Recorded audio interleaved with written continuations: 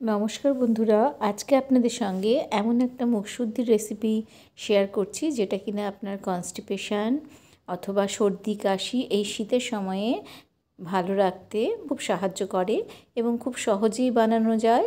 এটাকে একটা অমৃত ফল বলা হয়। শরীরের প্রচুর পরিমাণে রোগের ক্ষেত্রে এই ফলটা কিন্তু আপনাকে সাহায্য করবে তার থেকে ভালো হওয়ার জন্য।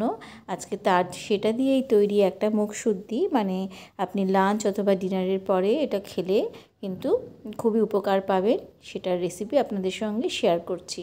এর জন্য আমি আমলকি নিয়ে নিয়েছি। এখানে প্রায় 250 মতন আমলকি আছে। আমলকিগুলোকে ভালো করে ধুয়ে নিয়ে সেগুলোকে শুকিয়ে নিতে হবে। তারপরে এইরকম পাতলা পাতলা করে কেটে নিতে হবে। পাতলা পাতলা করে কাটবেন বন্ধুরা, তাহলে কিন্তু টেস্টটা বেশি ভালো হয়। এটার স্বাদও এতটাই সুন্দর হয়। এমনি শুধু আমলকি খেতে গেলে একটু কষা লাগে, যেটা কিন্তু কাঁচা অবস্থায় খেতে অসুবিধে লাগে। এইভাবে খেলে কিন্তু এটার টেস্টও দারুণ হয়ে যায়, যার জন্য বাড়ির সবাই কিন্তু এটা খেতে পারবে। এবং বা দুপুরে অথবা রাত্রিরে কিন্তু অবশ্যই এরকমভাবে যদি আপনি আমলকি খেয়ে নেন, আপনার কনস্টিপেশনও দূর হয়ে যাবে এবং সর্দি লাগার ধাতটাও অনেকটা কমে যাবে। দেখুন এইভাবে আমি কেটে নিচ্ছি আমলকিটাকে। আমাদের চ্যানেলে আমলকির কিন্তু আরও একটা রেসিপি রয়েছে, সেটাও কিন্তু আপনারা ট্রাই করে দেখতে পারেন। সেটাও খুবই ভালো একটা রেসিপি। তাহলেও আমি বলবো যে আপনাদের কাছে যে এই রেসিপিটা কিন্তু সবচেয়ে ভালো বলে আমার মনে হয় এবং খুব সহজে অল্প সময়ের মধ্যে আপনি একটা আমলকির মুখশুদ্ধি বানিয়ে নিতে পারবেন। এভাবে সমস্ত আমলকিগুলোকে কেটে নিয়ে একটা জারের মধ্যে আমি স্টোর করব, কারণ এই আমলকিটা বেশ কিছুদিন স্টোর করে রেখে আপনি খেতে পারবেন এবং সেটা ফ্রিজে রেখে দেবেন বন্ধুরা। এবার সব কটা আমলকি কাটা হয়ে গেছে। আমি একটা কাচের জার নিয়ে নিয়েছি।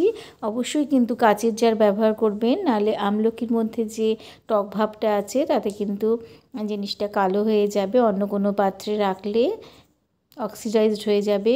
এইভাবে দেখুন আমি সমস্ত আমলকিটা নিয়ে নিয়েছি। এতে আমি 1 চামচ রক সল্ট ব্যবহার করেছি এবং তার মধ্যে দিয়ে দিচ্ছি পরিমাণ মতন মধু। এরপর আমি নিয়ে নেব গোটা গোলমরিচ, যেগুলোকে আমি একটু তাওয়াতে গরম করে নিয়েছি। নিয়ে ঠান্ডা করে সেটাকে আমি একটু ভেঙে নেব।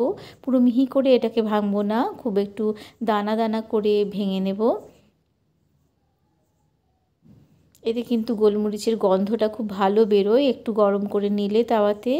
এবার দেখুন এটাকে ভেঙে নিয়ে আমলকির মধ্যে গোলমরিচের গুঁড়োটাও দিয়ে দিতে হবে।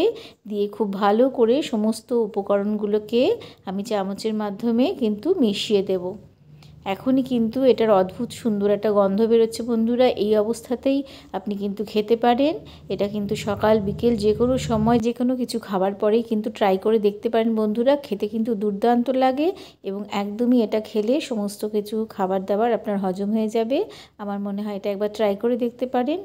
একদম অমৃত খেতে লাগে এটাকে এবং ফ্রিজে স্টোর করে রেখে আপনি কিন্তু বেশ কয়েকদিন এই আমলকিগুলোকে খুব সহজেই খেয়ে নিতে পারবেন।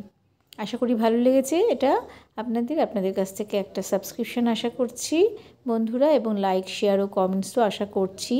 দেখা হচ্ছে পরবর্তী কোনো রেসিপিতে।